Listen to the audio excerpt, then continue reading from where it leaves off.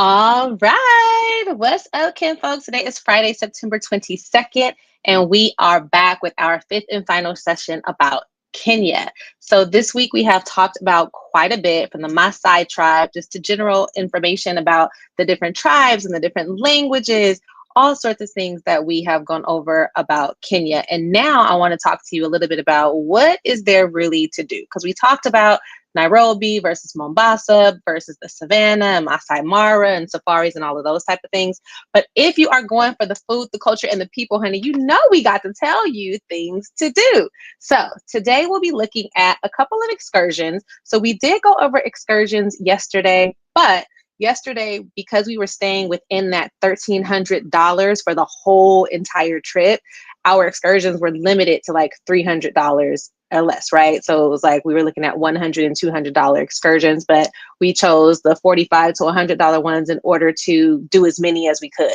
So today we'll look at other excursions if we didn't have that price point, and we'll also look at like festivals and like nightclubs and other things that there are to do. Okay, so let's start off by going to connectmetoafrica.com. We're going to check the event section where we will look at some. Now, again, nothing on my website, connectmetoafrica.com, is an extensive list of everything, right? It literally is just a starting point for you to get an idea, start to see what is out there, and then you can continue on your own to do additional research. You can reach out to me if you have questions, but just to get you started, right? So let's look at, for starters, the events that we have, which are primarily kind of going to be like festivals and different things. Now, we talked about a couple of them. We talked about two celebrations that they have, like for when they were en route to gaining their full independence, right? So what we can see here, if I add this to the stage, and we are on Kenya's page and dropping down to our trends and highlights, then events. Okay, so here we talked about Jamhuri Day, which is a celebration of when they got when they became a republic. And so it says a day of celebration recognizing Kenya becoming a republic 1 year after gaining independence from British rule. So we talked about that very briefly. That happens December 12th of every single year, right? So what we're going to talk about today a little bit is the Lamu Cultural Festival. Now, this festival, I have not been, but when I tell you, it is at the top of my list for the next time I go. And November would be an amazing time to go to Kenya. The weather is really good. It was a little bit rainy, but for the most part, like the weather was pretty good while I was there in November. So it says this happens in Lamu, which is an island. So it says occurring on the Lamu Island, the Lamu Cultural Festival highlights Kenyan beliefs and traditions, which are the heart and soul of the community. It is an ancient Swahili township and a World Heritage Site. So if you are a person that is looking to go to places that are like seven wonders of the world or recognized by other countries and, you know, just really important places throughout the Africa, throughout the country of Kenya, or just throughout the world in general, this is a World Heritage Site. The festival showcases the architecture and lifestyle of the years past. So we're going to get into like our traditional housing as well as how like everyday life was spent.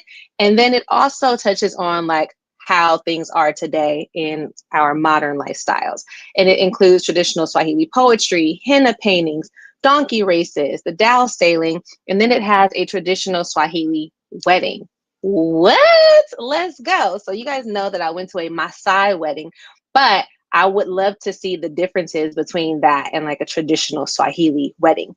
And so it says the annual festival gives one a chance to experience the traditional beliefs that are very deeply engraved with the locals and to learn more about their simple and peaceful lifestyle. So here's a photo, but I'm also going to see if I can find a video of this online and then I'll repost it for you. Hey y'all, what's going on? Thanks for joining. All right, so let's skip to, this was our winter section. If we go to spring, this is one that I am excited to share with you guys. It is the World Rally Championship Safari Rally. Now, so it says calling all car lovers. This is an international motorsport championship in Kenya. What? Yes. If you want to get down and dirty and be racing through the wilderness, this is something that you may enjoy to participate in, or you may just enjoy watching. This is definitely not for like amateur drivers, though. You really need to know what you're doing, because who gonna be getting up to that? Listen, what? Huh? Huh? Right. So this happened, let's see, last year they attracted over 400,000 people. It says that it is one of the most popular events in Kenya. Almost 500,000 people is definitely a big thing, right? So it began in 1953 in honor of Queen Elizabeth, and it's become an internationally acclaimed event, as well as a significant part of Kenya's history. The event unites both Kenyans and international crowds of all ages. They say both young people and older people really enjoy this, and it is a fast-paced race through the wilderness of Kenya, where drivers have to navigate through rough terrains and assortments of wildlife. Can you just imagine like having to drive through this type of terrain, and there's going to be different terrains throughout different sections of the race, and then also it's like, oh, and there goes like an antelope or a wildebeest or whatever, I don't know what animals are out there, but like seriously, that is a lot, but it seems like a whole ton of fun. So definitely for our adventure and thrill seeking people, we want to make sure that you guys get to see some things as well. For more cultural events, we also have the Tabongulor Festival, which is in Lodwar, Kenya, and it is also known as the Lake Turkana Cultural Festival. It's a celebration of indigenous culture, which is held every spring in Turkana, which is northern Kenya, and the Turkana people host it in April. We have the Madaraka Day, which we spoke about before. This was them, it says the annual celebration recognizing Kenya's independence from British rule. So remember, the republic, the becoming a republic, was a full year later, December. So first they got their independence in June, and then we have December, and then 1964, December is when they became a republic. So there's all of these different things, but the Madaraka festival or celebration is a nice one, and that happens every June. Then this one, oh, because this festival, so I just talked to you about this festival, but this festival is held twice. The Lake Turkana Festival is held twice in 2 different locations. So every June it is held in, I am not going to mispronounce this, but y'all see it. And then it is also held in the springtime in Lodwar. So if you want to see that, there are 2 different dates that you can see that on, and it's held by 2 completely different people. So I'm guessing there will be a lot of similarities, but also some differences in that there are different groups of people putting it on. So another interesting one for people who are interested in like adventure and sports and things like that is the International Camel Derby Festival, which is a big international festival as well. And so they have camel races. Let me zoom in a bit for you. Uh-oh. Zoom out. Okay. So it says is an international celebration of culture, heritage, conservation, and sports consisting of camel races, cycling, both amateurs and professionals. So unlike the Motorspite World Championship Safari Race, you guys who are not professional cyclers can participate in this if you wish. And it's a festival which has a variety of events for you to participate in and or just like witness. And so it seems like a really, really great festival to attend. It happens in Maralal, and which is a haven for nomadic cultures and a popular stopover for travelers looking for a wilderness adventure. It's typically held in September or October, right? So these are a couple of things, remembering like depending on what season you have availability or you're interested in going, this is at least one festival within each of those seasons. So there's lots and lots more festivals and different cultural celebrations and events that happen in Kenya, but these are just a few that would be like really cool for you to add to your itinerary, right? And just going back to, we talked about the Lamu Cultural Festival. I want to show you guys a video because we said that Lamu is an island, and I really want you to be able to see. I think I found a video of that island. And so I want to show you guys that because it looks amazing. and I'll probably repost this video for you guys to see. And so it says Lamu, Kenya is the gem of East Africa. It is nestled off the Kenyan coast in the Indian Ocean, and it feels like stepping back in time. Once a bustling trade hub as far back as the 13th century, the island is steeped in history and shaped by a rich blend of Swahili, Arab, and Portuguese influences. Today, it has a Muslim population of 140,000, with Swahili and English spoken by the majority. With its narrowing, winding streets, the absence of cars, donkeys carrying goods, and the call to prayer marking the passage of time, Lamu truly feels like a journey back to a slower, more timeless world. So I definitely am interested in visiting this island the next time that I am in Kenya, and I will repost this video for you guys. Okay, I also want to show you, I have a couple other Instagram gym videos that I found that I want to show you guys. So as far as other things that there are to do, this video is just 5 activities to try. So again, just trying to show you guys that anything you want to do anywhere else, even in your own hometown, right? Oh, we do paint and sips over here. Oh, we did this for my birthday. They have escape rooms. They have paint and sips. They have all sorts of like bowling alleys, and you saw like Top Golf or like miniature golf or whatever. They have like the rock climbing and different sporting events. So do not think that Africa is this third world country that is living in the past and that it doesn't have any like modernity, because that is not true. It is so modern and up to speed. Now, is every single thing 100% modern and up to speed? No, we were just talking about donkeys, right? And I've seen donkeys all over the place, all throughout Africa. I've seen donkeys in Ethiopia and in Senegal. I see people using donkeys for all sorts of things. But being able to know that, oh, if I go there, I can do some of the same types of activities that I enjoy doing here, right? So that was a good gym that I wanted to show you guys. There's all sorts of nightlife and things like that. We don't have to really get into that too much. Let's see if there was anything else. No, I feel like that's good. And then for rooftops, we talked about rooftops. I've done rooftop parties. I've done rooftop restaurants. So this was a nice video that I found with a few different rooftops for you guys to be able to check out, just so you can see the views, right? Like the views are insane. Whew, honey.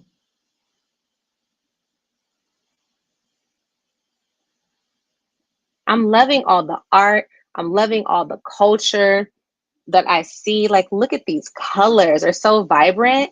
And with the views that you are seeing, it's just like, yes, I really just need to be there, right?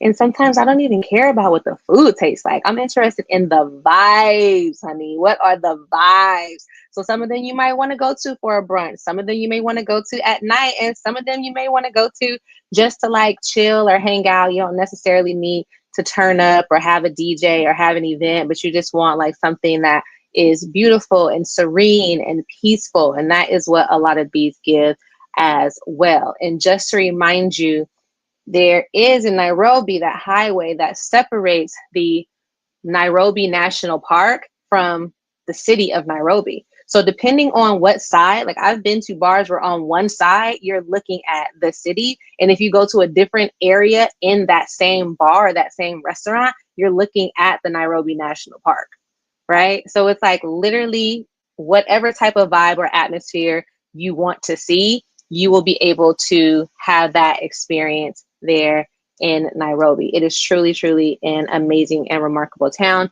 And there are other festivals as well that I haven't talked about, festivals in Mombasa as well. So if you go to Mombasa, I'll add that one as well, just because Mombasa is a major city. So if you are in Mombasa, that may be something that you want to experience. So I will add that to connectmetoafrica.com site, so that if you guys are out there and you want to experience a festival, then you definitely can do that. So before I go, let's talk a little bit about transportation.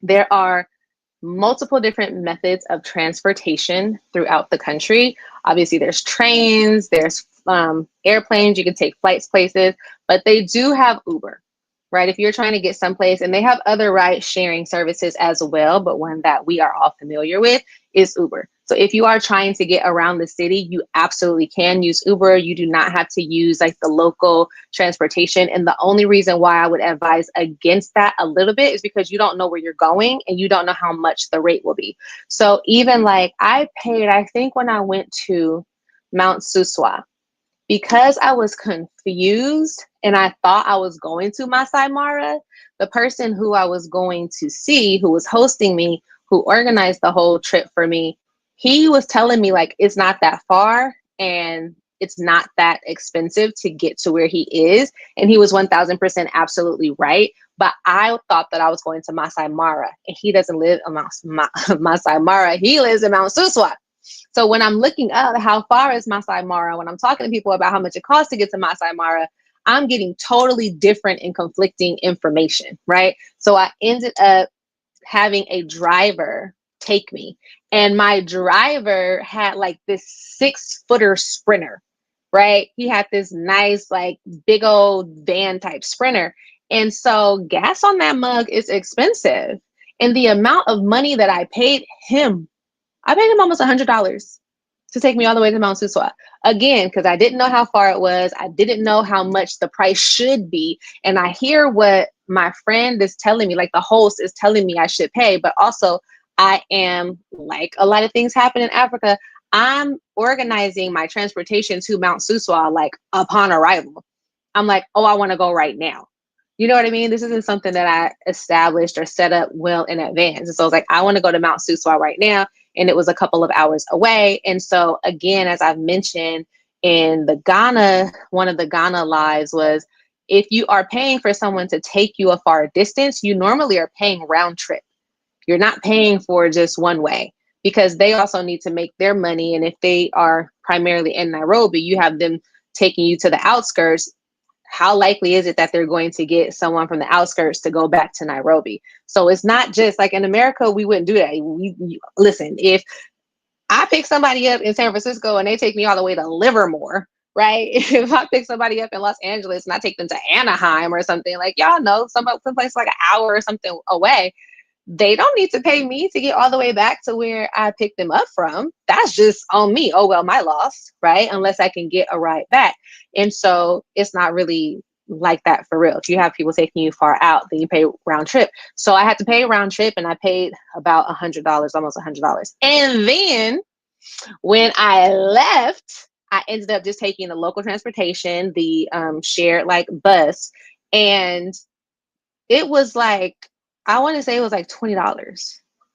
Dude, it was hecka cheap compared to what I paid. It might not have even been $20, right? And then it was like, oh, you're just going to get off at one of these stops. And he was like, he'll let you know when your stop is to get off. And then I got off there, and then I ended up taking a motorbike. They told me how much it should cost for the motorbike, but I didn't have enough cash, and I had to stop at the ATM. And I'm like, dang, is it cool for me to be going to the ATM and he see me taking out cash? He might want to charge me more. So you definitely want to know how much the ride should be so that you can negotiate the pricing, or so you can just have in mind if someone is trying to raise the price on you, right? So the ride going back to like the main, because it was the bus taking me to like a main drop off, and then taking a motorbike to my actual destination. I took it to the hotel, and then I was on the motorbike on the freeway with no helmet. That's the first time I've ever done that. That was wild and crazy. And my medium-sized suitcase. I only brought my medium-sized suitcase with me to the to Mount Suswa,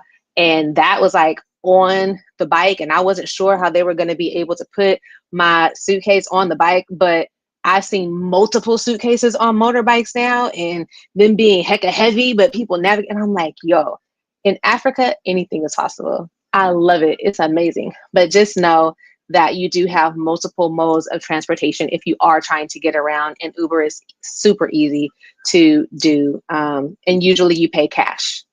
A lot of places like in Africa, you're paying cash. You're not using your credit card. Some people won't accept your ride if it's a credit card, because they would prefer their money today, instead of, oh, I gave you a ride on a Tuesday, but we don't get paid until Monday. Now I got to wait a whole week to feed my family type situation, right? To go out, to hang out, to do what I want to do with my money. So you will be using Uber, but you'll usually pay cash versus here in America, we usually use our credit cards or some type of Visa or debit card.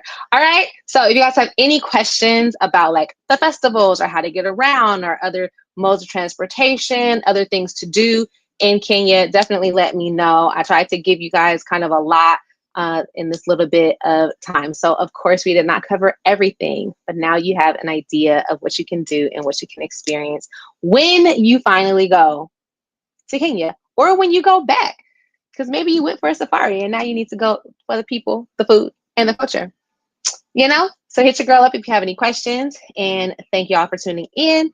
I will see y'all on Monday, where we'll be talking about a completely different country, brand new country for next week. All right, you guys, see you later. Bye.